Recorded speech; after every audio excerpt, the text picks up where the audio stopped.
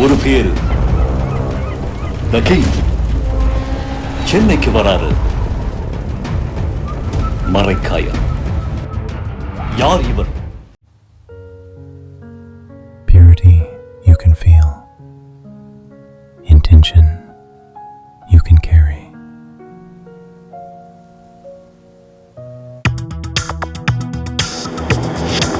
Delivering smiles all around the professional careers. Reach us to reach them. இப்போ சமீபத்தில் அதிக விமர்சனமாகிறது அதிமுகவினுடைய பிரமுகர்கள் இந்த கட்சியில் சேர்றது. முதல்ல இந்த இப்போ நடந்துட்டு இருக்கிற இந்த விஷயம் வந்து தாவேகாவை பாதிக்குமா இல்லை பெனிஃபிட் பண்ணுமா? அதாவதுங்க, அரசியல்வாதிகளை பொறுத்தளவுக்கு எந்த கிளையில் பழம் நிறைய இருக்கோ அதை நோக்கி பறக்கிற வழக்கம் எல்லா கட்சியினருக்கும் இருக்குது. ஓபிஎஸ் வந்து திமுகவில் சேருவாருன்னு என்னைக்காவது நீங்கள் நினச்சி பார்த்துருக்கீங்களா? இன்னொன்று வந்து இப்போ அதிமுகவினுடைய எதிர்காலம்ங்கிறது கிட்டத்தட்ட இல்லாமல் போயிருக்கு. இதுக்கப்புறம் அவங்க வந்து கங்கையிலேருந்து தண்ணியை கொண்டு வந்து ஊற்றி, அப்போ லஞ்சத்தில் ஊறியவர்கள் இந்த ஆட்சிக்கு வந்து சேரும் பொழுது இதற்குள் கட்சியில் வந்து தன்னை இணைத்து கொள்ளும்போது அவங்களுக்கு பதவி கட்டாயமாக கொடுக்கணும். நம்ம ஆனால் இன்றைக்கும் கான்ஃபிடண்ட்டாக பேசுகிறாரு இபிஎஸ். அவர் என்ன சொல்கிறாருன்னா, கட்சியிலேருந்து யார் வேணாலும் போகட்டும், எங்களுக்கு கவலையே கிடையாது, தொண்டர்கள் வந்து எங்கள் பக்கம்தான் இருக்காங்க அப்படின்னு அவர் சொல்கிறாரு. அது எந்த அளவுக்கு சரிங்கிறத நம்ம இடைத்தேர்தலில் தான் பார்க்கணும். அதிமுகவுக்கு எதிர்காலம் இல்லைன்னா அங்கே இருக்கிற இரண்டாம் கட்ட தலைவர்கள் நினச்சி தான் கொத்து கொத்தா. ஆகாயம் நேயர்களுக்கு வணக்கம். மூத்த பத்திரிகையாளர் திரு அந்தன் அவர்கள் நம்ம கூட இருக்காங்க. வணக்கம் சார். வணக்கம். இப்போ சமீபத்தில் அதிக விமர்சனமாகிறது அதிமுகவினுடைய பிரமுகர்கள் இந்த கட்சியில் சேர்றது. முதல்ல இந்த இப்போ நடந்துட்டு இருக்கிற இந்த விஷயம் வந்து தாவேகாவை பாதிக்குமா இல்லை பெனிஃபிட் பண்ணுமா? அதாவதுங்க, அரசியல்வாதிகளை பொறுத்தளவுக்கு எந்த கிளையில் பழம் நிறைய இருக்கோ அதை நோக்கி பறக்கிற வழக்கம் எல்லா கட்சியினருக்கும் இருக்குது. ஓபிஎஸ் வந்து திமுகவில் சேருவாருன்னு என்னைக்காவது நீங்கள் நினச்சி பார்த்துருக்கீங்களா? முன்னாள் முதலமைச்சர். ஆமாம், போய் அங்கே உட்காந்துருக்கிறாருல்ல. இதெல்லாம் நடக்கிற கதையா?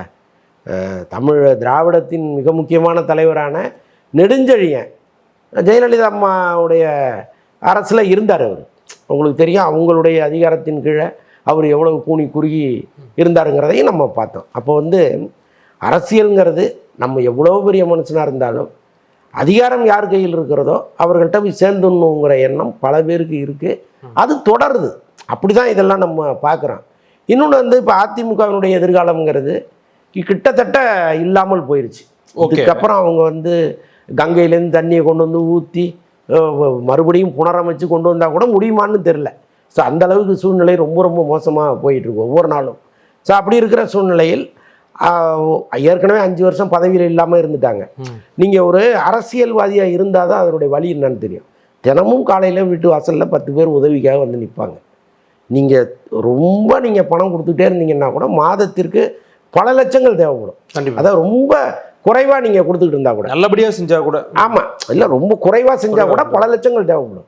அப்போ இந்த 5 வருஷம் அவங்க செலவு பண்ணவங்க ஏதாவது ஒரு பதவின்னு இல்லைன்னா அவங்களால சர்வை பண்ணவே முடியாது. அப்படி ஒரு சிக்கலில் இந்த கட்சியில் இருக்கிற பல முக்கியஸ்தர்கள் இருக்காங்க. அப்படி இருக்கும்போது இந்த கட்சியும் ரொம்ப அதல பாதாளத்தை நோக்கி போகும் பொழுது, அடடா இன்னும் 10 வருஷம் 20 வருஷம் நம்ம இப்படியே இருந்தோம்னா நம்ம நிலைமை என்ன ஆகும் அப்படின்னு பதட்டப்படுவாங்க. அப்போ ஆளுங்கட்சியை நோக்கி தாவுவதுங்கிறது ரொம்ப சகஜமான ஒன்று. அதுதான் இன்றைக்கி நடந்துகிட்டு இருக்கு. அதே நேரத்தில் தாவேகாவுக்கு தேவை இருக்குது. ஓகே, இப்படிப்பட்ட எம்எல்ஏக்கள் ரிசைன்மெண்ட் வர்றதுங்கிறது இவங்களுக்கு மேலும் பலத்தை கூட்டுகிற ஒரு செயலாக இருக்குது. அப்போ அவங்க என்ன பண்ணி எதிர்பார்க்க வேணாம்னு நினைக்கிறாங்களோ? ஆமாம். அப்போ என்ன பண்ணுறாங்க, கதவை திறந்து வச்சுட்டு வர்ற பறவைகள் எல்லாம் வாங்க, நல்ல பழத்தை கட் பண்ணி வச்சுருக்கோன்னு ரெடியாக வச்சுருக்காங்க. அதுதான் இங்கே நடக்குதே தவிர கட்சி மாறுவதுங்கிறது நம்மெல்லாம் காலகாலமாக பார்த்து குளித்து போன ஒரு விஷயம். ஓகே. ஆனால் சார், இங்கே விமர்சனம் எப்படி வருதுன்னா, நீங்கள் வந்து தூய சக்தின்னு சொன்னீங்க. ஆனால் பாருங்கள், நிறைய வழக்கு இருக்கிறவங்கள வந்து இப்போ உள்ளே சேர்த்துக்கிட்டு இருக்கிறீங்க. இது எப்படி உங்களை தூய சக்தி ஆக்கும்னு ஒரு பக்கம். இன்னொரு பக்கம் தங்களை காப்பாற்றிக்கிறதுக்காக ஆளுங்கட்சியில் சேர்ந்துடணும்னு தான் அந்த ஆட்கள்லாம் உள்ள வராங்க. இவங்களை வச்சுட்டு நீங்கள் எப்படி கரெக்டாக இயங்குவீங்க அப்படின்னு வாக்களித்தவங்களுடைய பாயிண்ட் ஆஃப் வியூவில் வந்து 2 கேள்வி வைக்கப்படுது இல்லை? ஆமாம், இந்த விமர்சனம் வந்து கட்டாயமாக கேட்கப்படும் தான், அதில் ஒன்றும் சந்தேகம் இல்லை. ஆனால் தாவேகாவை பொறுத்தளவுக்கு இவருடைய எதிர்கால செயல்பாடுகள் எப்படி இருக்குங்கிறதையும் நம்ம பார்க்கணும். அவங்க வந்து நிறைய லட்சியங்களோடையும் நிறைய குறிக்கோள்களோடையும் இங்கே வந்திருக்காங்க. அந்த குறிக்கோளை அடையணும்னா சில பல விஷயங்களை அவங்க இறங்கி போய் தான் ஆகணும். ஒரேடியாக வந்து ரொம்ப நேராக வளர்ந்த மரம் தான் முதல்ல வெட்டுப்படும்னு சொல்லுவாங்க. அப்போ நீங்கள் வளைஞ்சு கொடுத்து வளர்வது தான் எப்போவுமே சரியானதாக இருக்கும். இவங்களுக்கு வந்து நிறைய கொள்கை கோட்பாடுகள் இருக்குது. லஞ்ச லாவண்யம் இல்லாத ஒரு ஆட்சி அமைக்கணும்னு தொடர்ந்து முயற்சி பண்ணுறாங்க. இப்போ இந்த ஆட்சிக்கு வந்து 50 நாளாக எங்கேயுமே லஞ்ச லாவண்யங்கள் இல்லை. பல இடங்களில் வாங்குறவங்களும் கொஞ்சம் பயந்து தான் வாங்குறாங்க. ஸோ அந்தளவுக்கு ரெஸ்ட்ரிக்ஷனாக இருக்காங்க, அதில் ஒன்றும் மாற்றுக்கிறதே இல்லை. அப்போ லஞ்சத்தில் ஊறியவர்கள் இந்த ஆட்சிக்கு வந்து சேரும் பொழுது, இதற்குள் கட்சியில் வந்து தன்னை இணைத்து கொள்ளும்போது அவங்களுக்கு பதவி கட்டாயமாக கொடுக்கணும். அப்போ அதெல்லாம் எப்படி நடக்க போகுது? ஒருவேளை ஒரு 2 வருஷம் அமைதியாக இருங்க, உங்களுடைய வழக்குகள் முடிந்து நீங்கள் நிரபராதின்னு நிரூபிக்கப்பட்ட பிறகு வேணால் உங்களுக்கு நாங்கள் பதவிகள் கொடுக்குறோன்னு சொல்லி வேணால் வர வச்சிருக்கலாம். ஏன்னா இன்டீரியராக நடந்தது என்னன்னு நமக்கு தெரியாது. அப்போ நம்ம அந்த முடிவுகள் வர்ற வரைக்கும் காத்திருக்கணும். தண்டனை விபரம் என்ன, எப்போ இந்த வழக்குகள் முடிவுக்கு வரும், அது வரைக்கும் நம்ம காத்திருக்கணும். இவங்க உடனடியாக எடுத்து பெரிய பெரிய பதவிகளை கொடுத்து அது மாதிரி ஏதாவது நடக்கும் பொழுது நம்ம அதை என்னன்னு கேட்கலாம், விமர்சனம் பண்ணலாம். தாவேகாவை பொறுத்த வரைக்கும் நிறைய யங் மினிஸ்டர்ஸ் இல்லைன்னா யங் எம்எல்ஏஸ் நிறைய பேர் இருக்காங்க, நம்ம பார்த்துருப்போம். உதாரணத்துக்கு எடுத்துக்கிட்டோம்னா அமைச்சர் பர்வேஸ் அவர்கள் அதே பகுதியில் விராலிமலை அதை சுற்றி இருக்கிற பகுதியில் எந்த கட்சி ஜெயிக்குதோ தோக்குதோ அதை பற்றி கவலைப்படாமல் ஈஸியாக ஜெயிக்கிறோம் நம்மளுடைய விஜயபாஸ்கர். ஆமாம், இப்போ 2 பேருமே ஒரே கட்சியில் வந்துட்டாங்க. இது வந்து ஒரு முட்டல் மோதல் சிச்சுவேஷனை ஏற்படுத்தாமல் எப்படி காட் பண்ணிக்க போகிறாங்க தாவேகா? இல்லைங்க, தாவேகா தலைமையை பொறுத்தளவுக்கு, முக்கியமாக முதல்வர் விஜய் அவர்களை பொறுத்தளவுக்கு தன்னோடு பயணித்த யாரையுமே ஒரு நட்டாத்தில் விட்டதில்லை. ஓகே, அவருடைய ஜோதிடர் உட்பட. நீங்கள் ராதன் பண்டிட்டை வந்து அரசியல் ஆலோசகராக அவர் நியமிக்கிறாரு அப்படின்னா, இவர் என்னோடு இத்தனை ஆண்டு காலம் பயணித்தவருங்கிற அந்த உணர்வு தான் மிக முக்கிய காரணமாக இருக்குது. இங்கே பெரிய விமர்சனங்கள் வந்துச்சு. சரி, ஓகே சார், பதவி தான் உங்களுக்கு இல்லையே தவிர உங்களுக்கு என் மனதில் அதே இடம் அப்படியே தான் இருக்குதுன்னு சொல்லி அவரை வச்சிருக்கிறார். இப்போவும் வந்து அந்த ராதன் பண்டிட் அவர்கள் வந்து அவரை சந்திப்பவர்கள், ஏதாவது ஒரு பதவி வேணும்னா சார் நீங்கள் சொன்னீங்கன்னா விஜய் சார் கேட்பாருன்னு போய் நிற்கிறவங்க தினந்தோறும் நடந்துகிட்டு இருக்கு. அவரும் வந்து விஜயோட ஒரு நெருங்கிய தொடர்பில் இருக்கார். அதனால் ஜெகதீஷ் ஆகட்டும், இன்னும் அவருடைய கார் டிரைவர் ராஜேந்திரன் ஆகட்டும், எல்லாரையுமே அவர் வந்து தன்னோடு பயணித்தவர்களை அவ்வளவு முக்கியமான இடத்துல அவர் வச்சிருக்கிறார். எப்போவுமே பதவி வரும்பொழுது தன்னோடு ட்ராவல் பண்ணவங்கள முதல்ல கைட்டி விடுறது தான் அரசியல்வாதிகளுடைய குணமாக இருக்குது. ஆனால் அதில் வந்து அவர் ஒரு எத்திக்ஸ் வச்சிருக்கிறார். இன்னும் அவரோடு யாரெல்லாம், இப்போ ஒரு லலித் தயாரிப்பாளர் இருக்கார், அவர் கூட ஏதோ சென்னை நகர மேயராக நிற்கணுங்கிற மாதிரி ஏதோ மூவ் பண்ணிட்டு இருக்கிறதா. ஓகே ஓகே, அப்போ வாய்ப்பு இருக்குது. இதே மாதிரி திரைத்துறையை சார்ந்தவர்கள், இப்போ பாருங்கள் வெங்கட் நாராயணன், அவருக்கு வந்து சிறப்பு பிரதிநிதியாக டெல்லிக்கு அனுப்புகிறார் அவர். அப்போ தன்னை சுற்றி இருப்பவர்களை எந்த காலத்திலும் நாம் கைவிட்டக்கூடாதுன்னு நினைக்கிற ஒருவர் சி விஜயபாஸ்கர் வந்துட்டாருங்கிறதுனால பர்வேஸுக்கு வந்து பதவி கொடுக்காமலோ அல்லது வந்து அவரை விஜயபாஸ்கருக்கு கீழே இயங்கணும்னு சொல்லக்கூடியவராக எப்படி இருப்பார்? அப்போ கட்டாயமாக அவருக்கு தெரியும், ஆரம்பத்திலேருந்து நம்மோடு பயணிக்கிறவர்களை நம்ம கைவிட்டக்கூடாது அப்படிங்கிற உணர்வு அவருக்கு இருக்குது. அதனால் இப்போ கூட இன்னைக்கு கூட அந்த கட்சியினுடைய பொதுச் செயலாளர் என்ன சொல்கிறாருன்னா, நம்ம கட்சியை சேர்ந்தவங்க யாருமே எதுக்கும் யோசிக்காதீங்க, ஓகே, புதுசு புதுசாக நிறைய பேர் வராங்களேன்னு பயப்படாதீங்க, உங்களுக்கான மரியாதை அப்படியே தான் இருக்குது, முதல் ப்ரிஃபரன்ஸ் நீங்கள் தான் அப்படின்னு தொடர்ந்து சொல்லிகிட்டே இருக்காரு. அப்போ இவங்களுக்கு வர்ற பயத்தையே அவர் போக்குறாரு. அப்போ இந்த விஜயபாஸ்கர்கள் 2 பேருமே நீங்கள் ஏற்கனவே தாவேக்காவில் இருந்தவர்களுக்கு கீழே தான் வேலை செய்ய முடியுமே தவிர நீங்கள் அவங்களெல்லாம் முண்டி அடிச்சுட்டு மேலே வந்துட முடியாது. தலைமையினுடைய அறிவுறுத்தலின் கீழே தான் அவங்களெல்லாம் இயங்க முடியும். ஓகே, ஸோ அதை வந்து அவங்களும் புரிஞ்சுக்கிட்டு தான் நடக்கிற மாதிரி கட்டாயமாக. நீங்கள் அந்த பர்வேஸை வந்து மேடையில் சி விஜயபாஸ்கர் நடத்தின விதம் நீங்கள் பார்த்துருப்பீங்க. அவரோடு அவ்வளவு பண்ணிட்டாங்க, அவ்வளவு இணக்கமாக இருக்காங்க. அப்போ ஒரு மாவட்ட செயலாளர்னா அவருக்கு என்ன மரியாதையை நம்ம கொடுக்கணுமோ அதை கொடுக்கணும்னு அவர் நினைக்கிறார். ஸோ அதனால் பெரிய காம்ப்ளிகேஷன் வருவதற்கு வாய்ப்பு இல்லை. ஓகே சார், வெற்றி பெற்ற பல எம்எல்ஏக்கள் வந்து இப்போ தாவேகாவுக்கு வந்திருக்கிறாங்க. அப்போ என்னன்னா அவங்க ஆல்ரெடி நல்ல பொட்டன்ஷியல் இருக்கவங்க தான் அப்படின்னு எடுத்துக்கலாம். அவங்களுக்கு திரும்ப சீட்டு வழங்கப்படுமா? அதுக்கான வாய்ப்புகள் இருக்கா? அதிமுகலேருந்து வந்த எம்எல்ஏக்கள் கேட்குறாங்க. இல்லை, வரும்போது அவங்க கட்டாயமாக எனக்கு திரும்ப சீட்டு வேணும்னு கேட்டுட்டு தான் வந்திருப்பாங்க. ஏதோ ஒரு உத்தரவாதம் கொடுக்கப்பட்டிருக்கோம். பட் எல்லாத்தையுமே நம்ம அந்த இடைத்தேர்தல் அறிவிப்பு வரும்போது தான் பார்க்கணும். ஏன்னா முதல்வர் விஜய் அவர்களை பொறுத்தளவுக்கு இந்த மக்கள் என்ன பேசுகிறாங்க, கட்சிக்காரங்க என்ன முணுமுணுக்கிறாங்க, எல்லாத்தையுமே அவர் வந்து ஒரு பக்கம் கேட்டுக்கிட்டு தான் இருக்கார். அப்போ நாம் செய்கிற ஒரு செயல் மக்களுக்கு அவர்ஷனாக போயிடக்கூடாதுங்கிறதுல ரொம்ப தெளிவாக இருப்பார். ஸோ அதனால் இந்த இடைத்தேர்தலில் வேட்பாளர்களை அறிவிக்கிற வரைக்கும் நம்ம வெயிட் பண்ணி பார்ப்போம். ஓகே, முன்னாடி பார்த்தீங்க அப்படின்னா சார், நீங்கள் ஒரு இது சொல்லியிருந்தீங்க, இந்த கரூர் இஷ்யூ அதெல்லாம் தொடர்ந்து திரு விஜய் அவர்களுக்கு வந்து இன்னும் கொஞ்சம் ப்ராப்பரான ஒரு கைடன்ஸோ இல்லை ஒரு முன் அனுபவம் அதிகம் இருக்கிறவர் எஸ்எஸ்சி அவர்கள் மாதிரி ஒருத்தர் ஒரு கைடன்ஸ் இருந்தால் இன்னும் பர்ஃபெக்டாக போகும்ட்டு. இப்போ ஆட்சி அமைஞ்சிருச்சு, அவருடைய பாதை கரெக்டாக இருக்கா இல்லை பெட்டர் கைடன்ஸ் கிடச்சிருக்கா?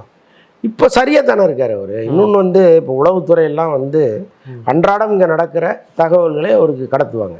இப்போ பாருங்கள், எங்கேயோ ஒரு எம்எல்ஏவை 35 கோடி விலை கொடுத்து பேசுவதற்கு ஒரு டீல் நடக்குதுன்னா அது எப்படி அவருக்கு தெரியுது? அப்போ இதில் யாரெல்லாம் சம்மந்தப்பட்டிருக்காங்க, எங்கெல்லாம் உட்காந்து பேசுனாங்க, எல்லாத்தையுமே ரிப்போர்ட்டாக கொடுக்குறாங்க. இப்போ உடனடியாக நடவடிக்கை எடுக்கிறாங்க. அப்போ இந்த பலம் கைக்கு வந்துட்ட பிறகு இனி எஸ்ஐசி போன்றவர்கள் அவருக்கு தேவையே கிடையாது. ஓகே. அப்போ இதை தக்க வச்சுக்கிட்டு கரெக்டாக போனாலே போதும். சார், இந்த அதிமுக எம்எல்ஏக்கள் போனதை பற்றி பேசணும். பட் இன்னொரு பக்கம் அதிமுகவும் ரொம்ப வீக் ஆகிட்டே இருக்கு. அவங்களோட எம்எல்ஏக்களுடைய கவுண்ட் குறையுது, அதிருப்தி தெரிவிச்சுட்டு வெளியே வந்துட்டு இருக்காங்க. இந்த ரெண்டு பெரிய கட்சிகள் ஏடிஎம்கே வர்சஸ் டிஎம்கேன்ற பாலிடிக்ஸ் இவ்வளவு நாளா சக்சஸ்ஃபுல்லா இருந்திருக்கு. வெளியே இருந்து மற்ற கட்சிகள் இங்க ஆட்சி எதுவும் பிடிச்சிட முடியாது. ஒரு கட்சி அதுல மொத்தமா காணாம போயிருக்க, எப்படி எடுத்துக்க? ஏடிஎம்கே. ஆமா, ஆனா இன்னைக்கும் கான்பிடண்டா பேசுறாரு இபிஎஸ். அவர் என்ன சொல்றாருன்னா, கட்சியில இருந்து யாரு வேணாலும் போகட்டும், எங்களுக்கு கவலையே கிடையாது, தொண்டர்கள் எங்கள் பக்கம்தான் இருக்காங்க அப்படின்னு அவர் சொல்கிறாரு. அது எந்த அளவுக்கு சரிங்கிறத நம்ம இடைத்தேர்தலில் தான் பார்க்கணும். ஓகே. ஏன்னா அது நிரூபிக்கப்படாத ஒரு வார்த்தையாக இருக்குது. ஏன்னா இப்போ தேர்தல் முடிவுக்கு பிறகு அதிமுகவுக்கு எதிர்காலம் இல்லைன்னா அங்கே இருக்கிற 2ஆம் கட்ட தலைவர்கள் நினச்சி தான் கொத்தா வெளியில் போகிறாங்க. முக்கியமான நபர்களே வெளியே வந்துட்டு எல்லாருமே வெளியில் போயிட்டாங்க. இப்போ இவங்க தான் தொகுதியில் இருக்கிற அதிமுக தொண்டர்களோடு நேரடியாக தொடர்பு வச்சுருந்தவங்க. அப்போ அவங்களுக்கு தெரியும் தொண்டர்களுடைய மனநிலை என்னன்னு. இப்போ விஜயபாஸ்கர்லாம் தொண்டர்களுடைய கருத்தை கேட்டுன்னு நான் ஒரு முடிவு எடுக்கிறேன்னு வீதியாக போகிறாரு. இப்போ அவங்களுடைய கருத்தெல்லாம் அவர் கேட்குறாரு. அப்போ தொண்டர்கள் கருத்து இல்லாமல் ஒரு முடிவை அவங்க எடுக்கலை. அப்படி இருக்கும்போது தொண்டர்கள்லாம் என் பக்கம்தான் அப்படின்னு சொல்கிறது பாவம் அறியாமையில் இருக்காரோன்னு தான் நமக்கு தோணுது. பட் இந்த கட்சியை பலப்படுத்துவதற்கு ஒரே வழிதான் இருக்குது, இளைஞர்களை கொண்டு வர்றது தான். இந்த கட்சியிலிருந்து இருக்கிற ரொம்ப மூத்தவர்கள் எல்லாருமே நாங்கள் வெறும் ஆலோசகர்களாக இருக்கோம், நீங்கள் இயங்குங்கன்னு சொல்லி இளைஞர்களை முன்னிறுத்தணும். ஜென்சி தான் அவங்க கட்டாயமாக, வேறு வழியே இல்லை. ஏன்னா இன்றைக்கி பாடல்கள்லேருந்து ரீல்ஸ்லேருந்து எல்லாத்துலேயுமே நீங்கள் அந்த கேட்டகரியாக ஒரு அட்டென்ஷன் கொடுக்கலன்னா ஜெயிக்க முடியாதுங்கிற சூழ்நிலை வந்துருச்சு. இப்போ திமுகவே அவங்களுடைய இதெல்லாம் மாற்றிட்டாங்க. அவங்களுடைய ஒவ்வொரு முறையும் கொஞ்சம் கொஞ்சமாக மாற்றிட்டு இருக்காங்க. மக்களை அணுகுகிற விதமே மாறிப்போச்சு. ஸோ அப்படி இருக்கும் பொழுது காலத்திற்கு ஏற்றவாறு தன்னை மாற்றிக்கொள்ளனா அதிமுகவுக்கு எதிர்காலமே இல்லை. ஓகே. இப்போவும் கெட்டு போகல. அவங்க அந்த முயற்சியை அவங்க எடுத்தாங்கன்னா ஓரளவுக்கு தப்பிச்சிடலாம். டிவிகேவினுடைய வெற்றி இந்த ஜென்சி பாலிடிக்ஸ்க்கு ஒரு புது அத்தியாயமா இருக்கு. டக்குன்னு ஜென்சி டிஎம்கே அப்படின்னு எதிர்த்தரப்புல இருந்து அவங்க ஆரம்பிக்கிறாங்க. பட் ஏடிஎம்கே ரொம்ப முனைப்பா ஜென்சி ஏடிஎம்கே இல்லை ஜென்சி பாலிடிக்ஸ்னு வராததுக்கு காரணம் என்ன சார்? ஏன் எப்பயுமே ஏடிஎம்கே சொல்லும்போது ஒரு ஸ்டெப் பிஹைண்ட்ல இருக்க மாதிரியே நமக்கு தோணுது? அது எனக்கு புரியவே இல்லைங்க. இப்போ ஆக்சுவலாக இபிஎஸ்னுடைய மகன் மிதுன் இருக்காரு, அவர் அரசியலுக்கு கொண்டு வரலாம், ஒன்றும் தப்பு இல்லை. ஓகே. இப்போ இங்கே சூழலை பொறுத்து தானே. ஆமாம், எப்போவுமே ஒரு உதயநிதி வரும்போது ஏற்றுக்கிட்ட அதே திமுக உடன்பிறப்புகள் மாதிரி தானே இவங்களும், ரத்தத்தின் ரத்தங்களும். அப்போ நீங்கள் அவங்கள முறையாக கன்வின்ஸ் பண்ணணும். கூப்பிட்டு ஒரு பெரிய ஐடிவிங்கெல்லாம் அமைச்சு ஜென்சி மீட்டிங் அவங்களும் ஏற்படுத்தி, அப்போ புது கலராக இந்த கட்சியை நாங்கள் ஃப்ரெஷ்ஷாக வந்துட்டோம், எல்லாருக்கும் சளைச்சவங்க நாங்கள் கிடையாது, வாங்க பார்த்துக்கலாம் அப்படிங்கிற மாதிரி ஒரு மூடை க்ரியேட் பண்ணணும். பட் அவங்கள்ட்ட இது வரைக்கும் அந்த முயற்சி எடுத்துதான் நமக்கு தெரியவே இல்லை. என்ன நோக்கத்தோடு இருக்காங்கன்னு நமக்கு புரியல. ஆனால் ஏதாவது வாய்ப்பு இருக்கா சார் பை எலெக்ஷனில் கொஞ்சம் பெட்டராக பெர்ஃபார்ம் பண்ணுறதுக்கு ஏடிஎம்கேக்கு? அதுதாங்க, அவங்களே ரொம்ப சோர்ந்து போய் தான் இருக்காங்க. வழக்கமாக நீங்கள் இபிஎஸ்ஸை பார்த்தீங்கன்னா ஒரு முகத்தில் அப்படி ஒரு மலர்ச்சி இருக்கும். ஆஃப்டர் எலெக்ஷன் அந்த தோல்விக்கு பிறகும் கூட அவர் கொஞ்சம் சிரித்த முகத்தோடு தான் நம்ம பார்த்தோம். அண்மை காலமாக பார்த்தீங்கன்னா அவரே தளர்ந்துட்டார். ஓகே. அந்த முகத்தில் எந்த மலர்ச்சியும் இல்லை, ஒரு மாதிரி சோகம் பூங்கிய முகமாக மாறி போச்சது. ஸோ அப்படி இருக்கும்போது அவர் எப்படி மீட்டெடுப்பாருங்கிறது பெரிய கேள்வியாக இருக்குது. ஓகே சார், இறுதியாக ஒரு கேள்வி ஒன்று. திமுகவினுடைய கூட்டணியிலேருந்து பல கட்சிகள் வெளியேறிட்டாங்க. போகிறவங்க ஒரு குற்றச்சாட்டையும் சொல்லிட்டு தான் போகிறாங்க. இவங்க இப்போது நேரடியாக தாவேக்கால இருக்கிறாங்க, முன்னாடி ஏடிஎம்கேல இருந்துருக்கிறாங்க. அவங்க அப்படியே போயிட்டே இருப்பாங்க, இன்றைக்கி அவங்களை பெருசாக நம்பக்கூடாது அப்படின்னு தாவேக்கா எடுத்துக்கணுமா, இல்லை இதுக்கப்புறம் ஓகே பெர்மனெண்ட்டாக தாவேக்கா கூட தான் இருப்பாங்க அப்படின்னு நம்பலாமா? இல்லை, அப்படிலாம் நம்பக்கூடியவர் அவர் கிடையாது. அவரும் தெரியும்ல, இப்போ இந்த அரசியலில் இந்த புறாக்கள் எந்தெந்த கிளைகள் எல்லாம் உட்காந்துட்டு வந்திருக்கு, இப்போ கடைசியாக நம்ம கிளையில் உட்காந்துருக்குங்க. நடுவில் தனியாக அவங்களே ஒரு கிளையில் எல்லாம் போனாங்க. அதெல்லாம் அவர் எல்லாத்தையும் பார்த்துட்டு இருந்தவர் தானே. அதனால் இதை முழுமையாக நம்ப மாட்டார். இவங்களுக்கு எப்போவுமே அப்படி தான், வெற்றியை நோக்கி பறக்கிறவர்கள் தான் இவங்கெல்லாம். அதனால் அது திமுகவுக்கும் தெரியும். இன்றைக்கி போனவங்களெல்லாம் அவங்க உட்காந்து சகட்டு மணிக்கு திட்டிகிட்டு இருக்காங்க. அது கூட அவசியம் இல்லைன்னு நினைக்கிறேன் நான். இப்போ ஆலந்தூர் பாரதி போன்றவர்கள்லாம் பயங்கரமாக போனவங்கள உட்காந்து திட்டிகிட்டு இருக்காங்க. ஒரு அனுபவம் மிக்க ஒரு கட்சி, நீண்ட காலமாக இந்த மாதிரி கலைஞர் அடிக்கடி சொல்கிற மாதிரி அற்ற குளத்து அருநீர் பறவைகள்பார். ஸோ அந்த மாதிரி அருநீர் பறவைகளை பார்த்த கட்சி தான் அது. ஏன் இந்த அளவுக்கு பொங்கணும்னு தெரியல. ஓகே. ஸோ அதனால் அந்த பெருந்தன்மையாக போயிட்டு எப்படியும் திரும்பி இங்கே தான் வருவீங்கன்னு கூட அடுத்த முறை ஜெயிச்சா வந்துருவாங்கன்னு வெயிட் பண்ணலாமா? அவங்க அது பேசுனா கூட அங்கே இருக்கிறவங்களுக்கு கொஞ்சம் அடடா பரவாயில்லையே அப்படிங்கிற ஒரு நம்பிக்கையாவது கொடுக்கும். அது அந்த மாதிரி பேசட்டும் அவங்க. ஓகே சார், உங்களுடைய நேரத்துக்கும் கருத்துக்களுக்கும் ரொம்ப நன்றி சார். நன்றி.